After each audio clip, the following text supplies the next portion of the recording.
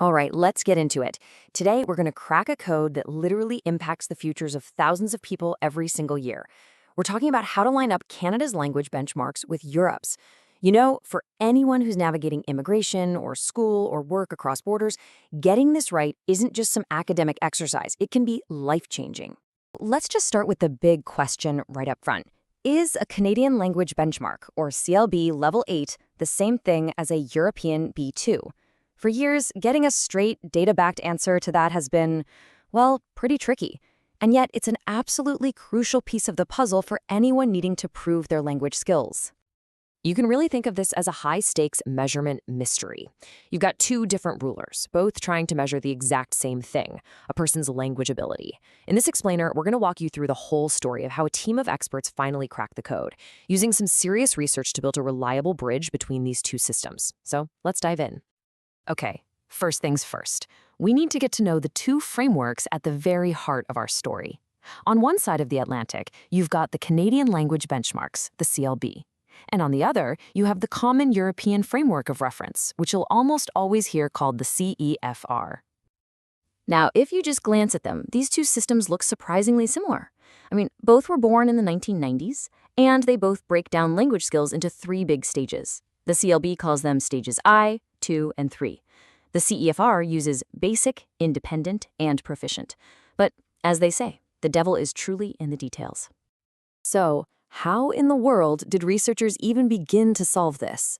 Well, the very first step was to go deep, and I mean deep, into the blueprints of each framework. It's a process called content analysis, where they basically laid everything out side by side to see what each level really expected a person to be able to do. And right away, a really key difference jumped out. It turns out the Canadian benchmarks put a much stronger emphasis on sociolinguistics, and they do it way earlier.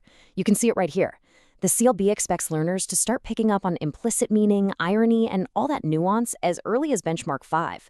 The European framework, it tends to save those kinds of skills for its top tiers, C1 and C2.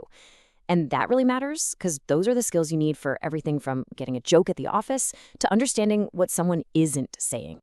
This quote from the research just nails it. The researchers figured out that while the CEFR might test you under tougher conditions, like, say, in a noisy room, the CLB expects you to do more with your brain, with the things you hear. It demands a deeper level of inference much, much sooner. So it's not just about hearing the words, it's about understanding the meaning between the words. But just looking at the documents is only half the battle. If you really want to build that bridge between the two, you have to see how these frameworks actually apply to real people. And that brings us to the next, much more hands-on part of the study, the benchmarking workshop. And the process they used here was incredibly thorough. First, they got a bunch of video samples of real language learners speaking. Then they brought in a team of expert raters. Now here's the really brilliant part. Each expert rated every single video twice, once using the Canadian scale and then again using the European one. All of that amazing data was then fed into a powerful statistical model to find all the connections.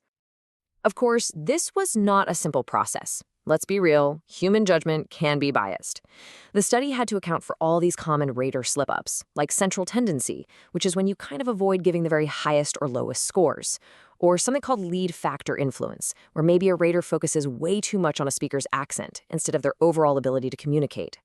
The fancy statistical model they used was actually designed to spot and correct for these human factors.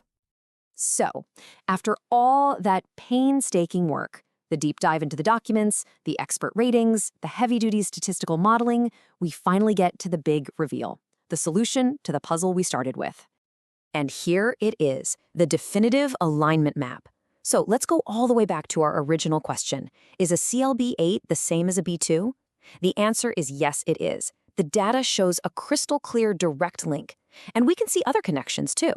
A CLB 7 lines up with what's called a B1+. CLB levels 9 and 10, those are a B2+. And right at the top, a CLB 11 maps to a C1 and a CLB 12 maps to a C2. This is the kind of clarity that test takers, schools, and immigration officers have been waiting for. And just to show you how solid these results are, check out this number. For one of the candidates who is at the very, very top level of skill, a full 88% of the experts, all working independently, came to the exact same conclusion. They all rated this person as CLB 12. So this wasn't just guesswork. It was a real data-driven consensus. So why does all this academic stuff matter to you? Well, because it directly connects to the real-world tests that people take to start brand new lives. Let's see how this theory actually turns into practice. If you've ever thought about immigrating to Canada, you've almost certainly heard of the CELPIP test. Well, that CELPIP scoring system, the one that runs from 1 to 12, it's a direct real-world application of the Canadian language benchmarks. So when you get a CELPIP score, you're actually getting a CLB level. And now, thanks to all this research, we know exactly how that score stacks up on the global stage. But these levels can still feel a little abstract, right? I mean, what does a CLB4 in reading actually mean day to day? Well, it means having the skills to understand a simple, direct notice you might see posted up in a workplace. This here is an actual example from the official CLB materials of a benchmark 4 reading task.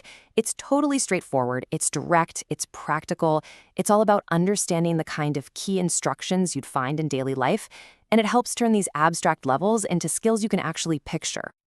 And hey, if you're getting ready for an assessment yourself, the CLB's own online self-assessment tool has some fantastic practical advice. This checklist is a great place to start. Find a quiet space. Definitely have a headset for the listening parts. And this is important, don't use a dictionary or get any help. The whole point is to get a true snapshot of your own ability. And if you're not sure about an answer, just make your best guess. So there you have it. We went from a really complex puzzle to a clear, data-driven map that connects 2 of the world's most important language standards. This work brings a new level of confidence and fairness for test takers everywhere. And it leaves us with one last big thought. Now that this major alignment challenge is solved, what's the next frontier for fairly and accurately measuring that vast, complex, and beautiful thing we call human language? For free CLB practice test, you can either click the link in the description or simply scan the QR code on the screen.